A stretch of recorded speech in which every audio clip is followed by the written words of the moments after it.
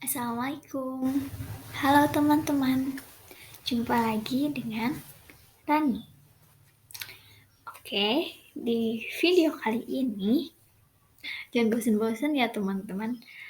Pokoknya jangan bosan sama video yang Rani keluarkan. Oke, video kali ini masih tetap sama, yaitu pembahasan soal OSN IPA SD.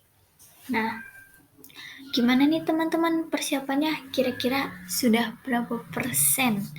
Tinggal Hamin berapa berarti ya? Tanggal 8 lomba. Hamin Hamin 2 3. Ya, sekitar itu.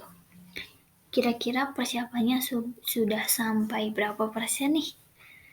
Apa sudah ada yang sampai 100%? Mantap kalau sudah ada yang sudah siap, sudah yakin. Tapi harus yakin ya teman-teman. Untuk hasil serahkan sama yang di atas. Oke. Intinya kita hanya perlu berusaha dan berdoa. Nah, video kali ini Nani hanya membahas 20 soal.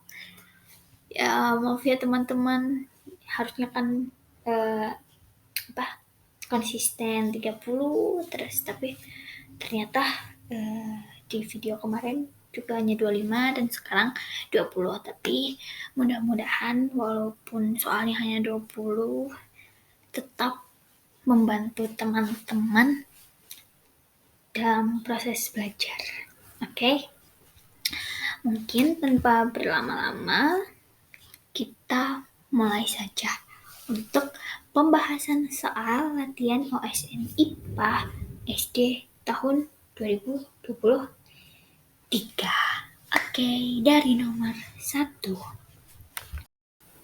Pernyataan yang benar tentang penyelesaian masalah dengan metode ilmiah adalah titik-titik. A. Kesimpulan dapat diambil setelah melakukan pengamatan. B. Hipotesa adalah cara menentukan metode penelitian yang akan dilakukan. C. Hipotesis harus dapat terjawab di kesimpulan. D. Permasalahan dapat terjadi setelah melakukan pengamatan. Jawabannya adalah yang C. Hipotesis harus dapat terjawab di dalam kesimpulan. Nomor 2. Hewan yang bernafas dengan kulit adalah titik-titik. A. Udang dan kelabang. B. Cacing tanah dan katak. C. Keong racun dan ikan. D. Jangkrik dan salamander. Jawabannya, hewan yang bernafas dengan kulit itu adalah cacing tanah dan juga katak. Selanjutnya, nomor 3. Perubahan iklim yang menyebabkan fluktuasi temperatur yang ekstrim di beberapa wilayah dunia. Pernyataan yang benar terkait hal tersebut adalah titik-titik. A. Mamalia dan unggas merupakan kelompok yang paling mampu bertahan hidup karena endotermal. B. Ular gurun akan berimigrasi ke wilayah tropis untuk mendapatkan suhu yang ideal. C. Katak akan terhindar dari kepunahan karena merupakan kelompok hewan eksotermal. Yang D. Reptil lebih banyak hidup di wilayah kutub utara dan kutub selatan. Jawabannya yang A. Mamalia dan unggas merupakan kelompok yang paling mampu bertahan hidup karena endotermal. Nomor 4. Pernyataan yang tidak benar tentang hutan hujan tropis adalah titik-titik. A. Dapat ditemukan di seluruh Asia. B. Curah hujan yang tinggi sepanjang tahun. C. keanekaragaman jenis makhluk hidup yang tinggi. D. Terdapat perbedaan suhu di dalam dan di luar hutan. Jawabannya yang C. Keanekaragaman jenis makhluk hidup yang tinggi. Nomor 5.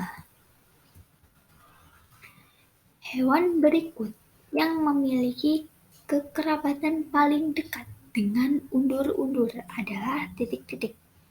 A. Insekta. B. Myriapoda.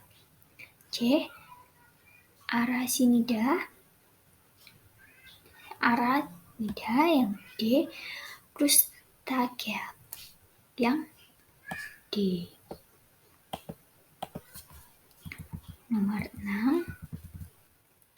Fenomena terdamparnya paus di beberapa wilayah pantai dunia menyebabkan populasinya semakin berkurang. Pertanyaannya, pernyataan berikut yang paling kecil memungkinkan menjadi penyebab fenomenal tersebut adalah titik-titik. A. Navigasi paus terganggu oleh kebisingan akibat gempa tektonik di bawah laut. B. Navigasi paus terganggu oleh gelombang sonar alat transportasi laut. C. Gelombang besar tsunami menghanyutkan paus hingga ke daratan. Yang D. Paus mengikuti ikan kecil mangsanya hingga ke perairan dangkal. Nah, yang jawabannya adalah yang C. Gelombang besar tsunami menghanyutkan paus hingga ke daratan. Nomor 7. Oksigen masuk ke dalam pembuluh kapiler pada alveolus dengan cara titik-titik. A. Osmosis. B. Difusi. C. Transfer aktif. D. Endositosis. Jawabannya yang B. Jadi oksigen masuk ke dalam pembuluh kapiler pada alveolus itu dengan cara difusi. Nomor 8. Berikut ini yang bukan, ditebalkan ya, yang bukan merupakan ciri bioma tanpa pohon adalah titik-titik. A. Keanekaragaman fauna rendah. B. Curah hujan tahunan sangat tinggi. C. Lapisan tanah bagian bawah membeku secara permanen. D. Fauna yang ada umumnya berbulu dan memiliki lapisan lemak yang tebal. Jawabannya yang A. Keanekaragaman fauna rendah. Yang bukan ya, bukan. Nomor 9. Berikut ini faktor yang dapat membantu tumbuhan untuk dapat menyerap karbon dioksida dengan cepat adalah titik-titik. A. Pola pelekatan daun pada batang. B. Jumlah klorofil pada daun. C. Luas permukaan daun yang besar. D. Bagian mesofil daun yang tebal. Jawabannya adalah yang C. Luas permukaan daun yang besar. Nomor 10. Perhatikan pernyataan berikut. 1. Jumlah massa tidak berubah. 2. Terjadi perubahan suhu. 3. Volume tidak mengalami perubahan. 4. Perubahan fase tidak memerlukan energi. Pernyataan yang benar pada proses perubahan fase adalah titik-titik. A. 1 dan 2. B. 2 dan 3. C. 3 dan 4. D. 4 dan 1. Pernyataan yang benar. Jawabannya yang B. 2 dan Ketika terjadi perubahan suhu, juga volume tidak mengalami perubahan. Selanjutnya nomor 11. Berikut tahapan yang benar pada pembentukan urin di ginjal adalah titik-titik. A. Filtrasi, osmosis, augmentasi. B. Filtrasi, reabsorpsi, augmentasi. C. Reabsorpsi, augmentasi, osmosis. D. Augmentasi, reabsorpsi, dan filtrasi. Jawabannya yang B. Jadi, pertama itu mengalami proses filtrasi. Selanjutnya proses reabsorpsi dan yang terakhir itu proses augmentasi hingga urin keluar. Nomor 12. Berikut pernyataan mengenai unsur makro dan unsur mikro pada tumbuhan. Yang pertama, unsur makro dan mikro memiliki peranan yang sama dalam mengatur pertumbuhan. Peranan. Yang kedua, unsur makro dan mikro penting untuk pertumbuhan. Yang ketiga, tumbuhan hanya memerlukan unsur makro saja untuk dapat tumbuh sehat. Yang keempat, unsur makro dan unsur mikro diperlukan tumbuhan dengan jumlah yang berbeda. Pernyataan yang paling tepat adalah titik-titik. A. 1 dan 2. B. 2 dan 3. C. 2 dan 4. D. 1, 2, dan 3. Jawabannya yang C. 2 dan 4. Jadi, unsur makro dan mikro itu penting untuk tumbuhan. Terus, unsur makro dan unsur mikro diperlukan tumbuhan dengan jumlah yang berbeda. Nomor 13. Bagian kulit manusia yang mengeluarkan hasil metabolisme berupa garam dan H2O adalah titik-titik. A. Dermis. B. Jaringan ikat bawah kulit. C. Kelenjar keringat. D. Otot penegak rambut. Jawabannya yang C. Kelenjar keringat. Nomor 14. Ihsan melakukan pengamatan di kebun belakang rumahnya dan menemukan beberapa jenis hewan, yaitu katak, burung madu, belalang, tupai, kucing, cacing, dan kupu-kupu. Bentuk interaksi berupa kompetisi dapat terjadi pada titik-titik. A. Burung madu dan kupu-kupu. B. Belalang dan kupu-kupu. C. Belalang dan tupai. D. Katak dan kucing. Interaksinya berupa kompetisi. Kita tebalkan ya, kompetisi berarti itu terjadi pada burung madu dan kupu-kupu karena mengambil nektar ya. Nomor 15. Komodo, badak bercula 1, cendrawasih, dan harimau. Hewan langka yang ditemukan pada wilayah Indonesia bagian ujung kulon. Nah, pasti teman-teman sudah di luar kepala ini, ujung kulon. Adalah A. Komodo, B. Badak bercula 1, C. Cendrawasih, D. Harimau. Jawabannya adalah B.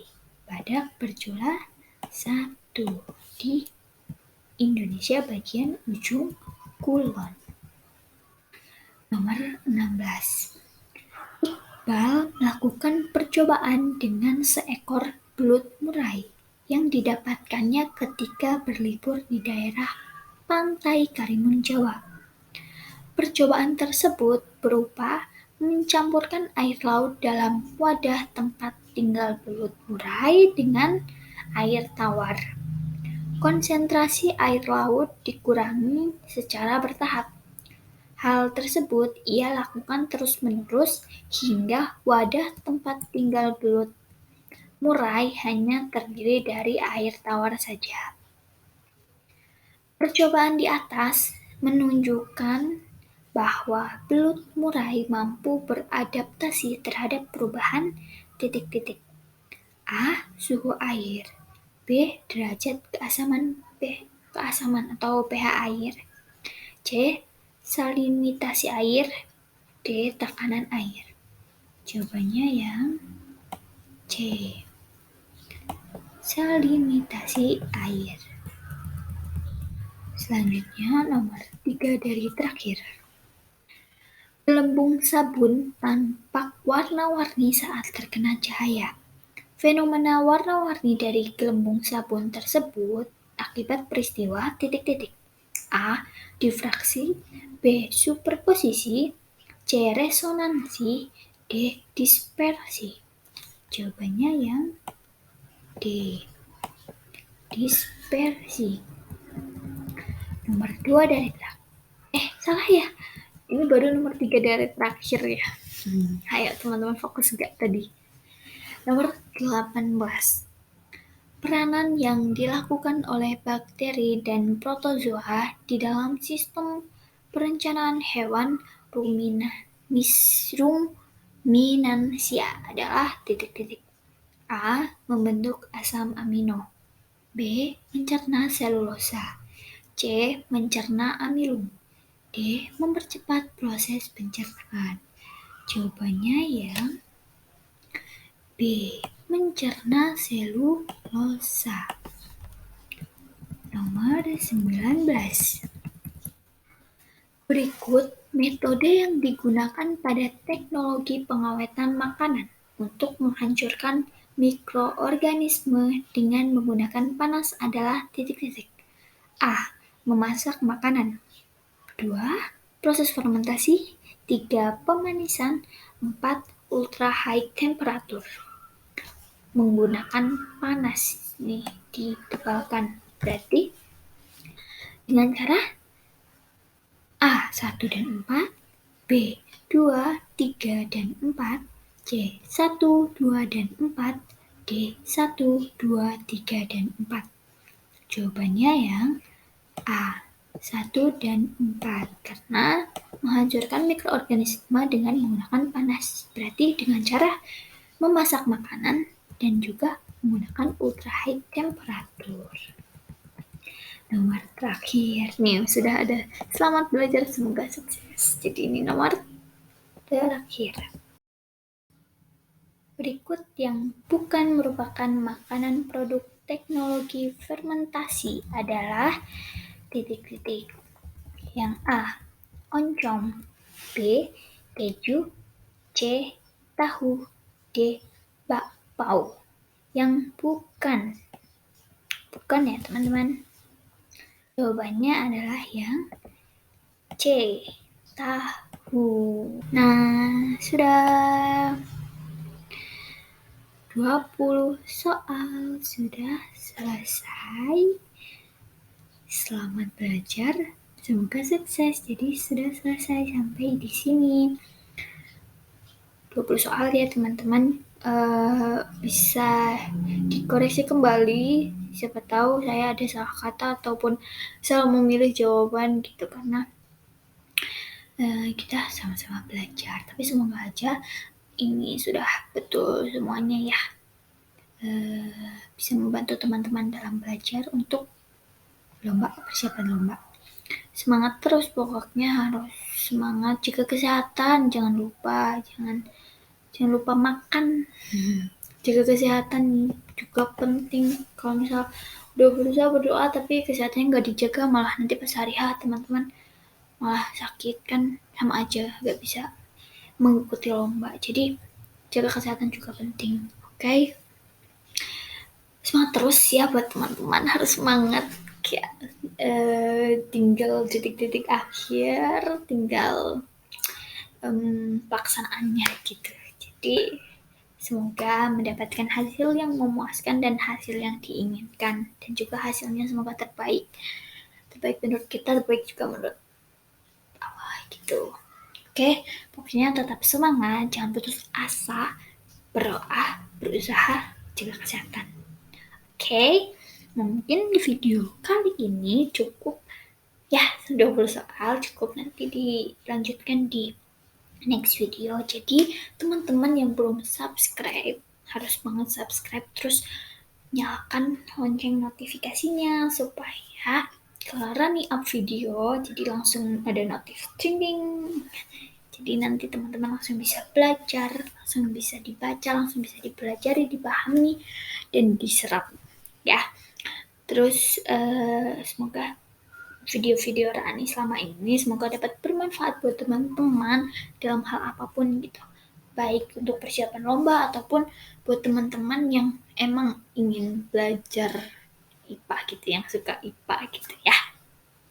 Terus tetap dukung channel ini ya, karena Rani ingin menambah materi gitu di materi matematika, tapi masih on proses ya teman-teman, karena kalau matematika itu sedikit lebih memerlukan waktu karena harus menggunakan cara harus ditulis. Kalau misal ini kan tinggal dibaca terus dipahami sama teman-teman. Oke, jadi teman-teman dukung terus channel ini, tetap semangat, jangan lupa belajar, jaga kesehatan, berdoa. Oke, see you di video selanjutnya. Terima kasih banyak. Terus Rani mohon maaf kalau misal ada salah-salah kata ataupun salah Rani dalam menjawab, mohon maaf, dan bisa teman-teman koreksi kembali. Oke, see you di next video. Bye-bye. Terima kasih banyak. Wassalamualaikum warahmatullahi wabarakatuh. Bye-bye.